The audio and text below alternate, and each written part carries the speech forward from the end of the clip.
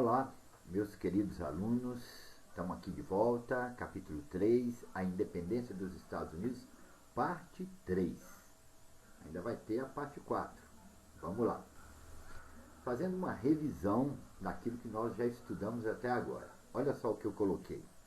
A mudança da política inglesa em relação às 13 colônias, né? Acabou a negligência salutar, né? A Inglaterra passou a aumentar os impostos e impor monopólios, né? Tirar a liberdade das colônias e querer controlá-las, né? Aumentou a insatisfação dos colonos e criou as condições para o rompimento definitivo entre as 13 colônias e a metrópole, né? Então, quando a Inglaterra, pelos motivos que nós já vimos, mudou a sua política em relação às colônias, né? Isso fez com que os colonos ficassem mais insatisfeitos, né? Esses aumentos de impostos, né? A lei do selo, por exemplo, né? A imposição de monopólios, a lei do chá, e depois, né, as chamadas leis intoleráveis, né? Então, isso aumentou a insatisfação dos colonos e criou as condições para o rompimento definitivo. Vamos lá. Os congressos continentais e a luta armada pela independência. As medidas tomadas pela Inglaterra, ou seja, cada medida tomada pelos ingleses, né, e que os colonos ficavam insatisfeitos, né, fizeram com que as 13 colônias se reunissem na Filadélfia, né?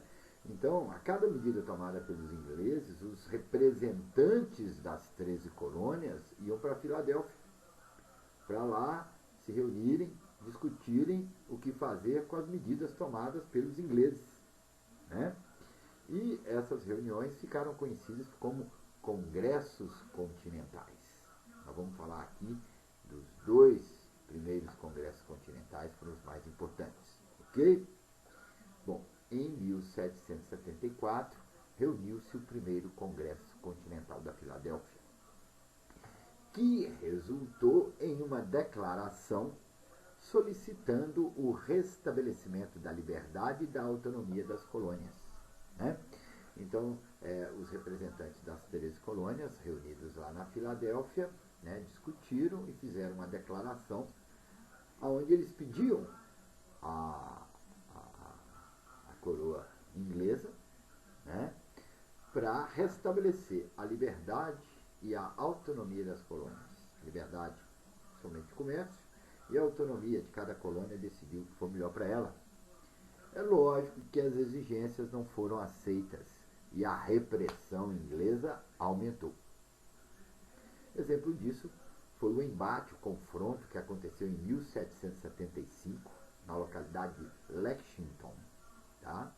E esse combate foi vencido pelos colonos, né? Nesse primeiro combate, os colonos venceram os ingleses e começaram a organizar o seu exército sob o comando de George Washington. Tá? Começava a Guerra de Independência. Bom, a luta dos colonos pela sua independência da Inglaterra. Continuando. Ainda em 1775, mesmo ano que aconteceu a Batalha de Lexington, ocorreu o segundo Congresso Continental da Filadélfia, no qual os colonos afirmaram sua intenção de se separarem da Inglaterra, né? Então, nesse congresso, os colonos vão falar, nós vamos ficar independentes, né?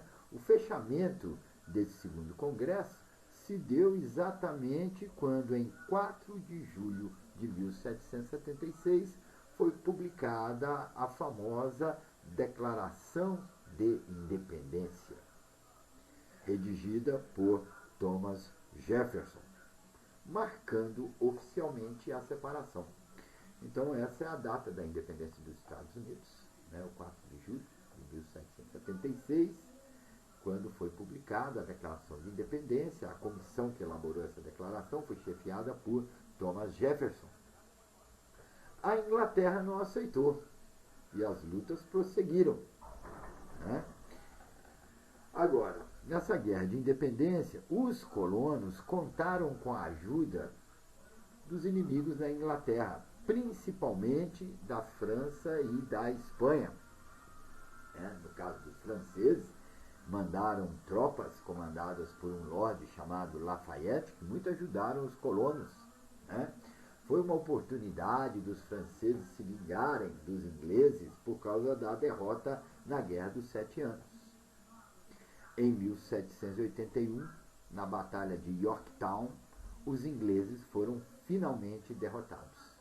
Então, os ingleses foram derrotados em armas em 1781, na Batalha de Yorktown. Só que a Inglaterra ainda vai demorar 2 anos para reconhecer a independência, né?